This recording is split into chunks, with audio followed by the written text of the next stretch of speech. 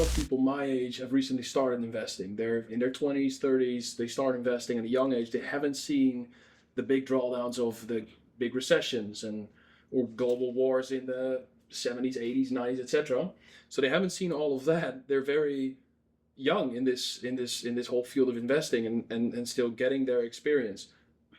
What I hear a lot is, should I be in the market at all at this stage and knowing what is coming or thinking about what might be coming, or do I completely adopt a cash position right now? Do I divest at all? So how do you guys see that? You're diving into the micro.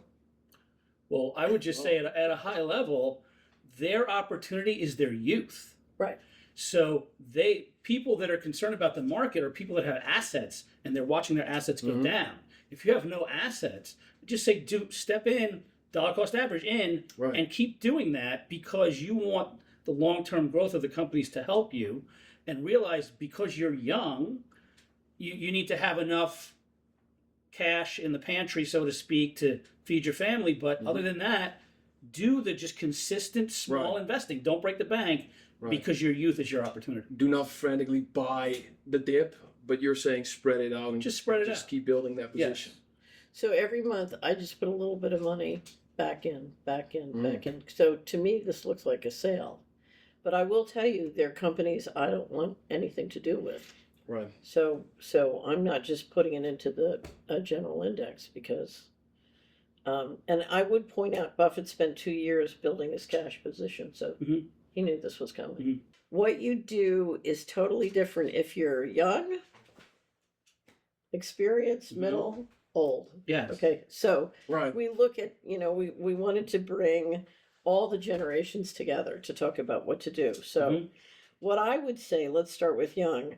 This is a great opportunity. Whenever you have big change, and you're a young person, it opens up.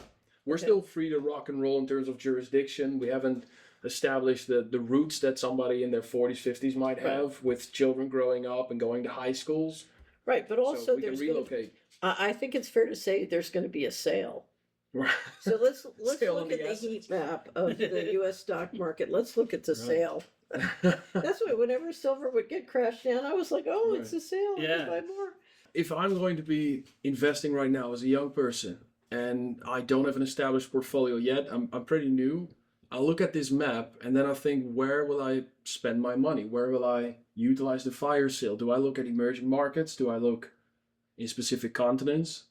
Do I look at developed? Where do I look? So it's funny, we were talking about that. And I think what you buy is because I've been very happy because value stocks have outperformed.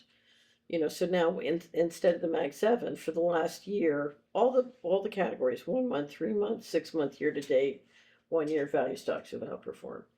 But I think what you want companies that have inelastic demand for their products, and they can make it through a period of great change. They have the leadership, they have the management.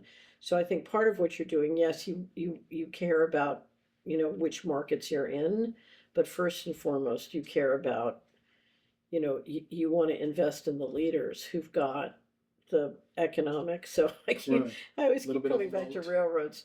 You want the railroads. Yeah.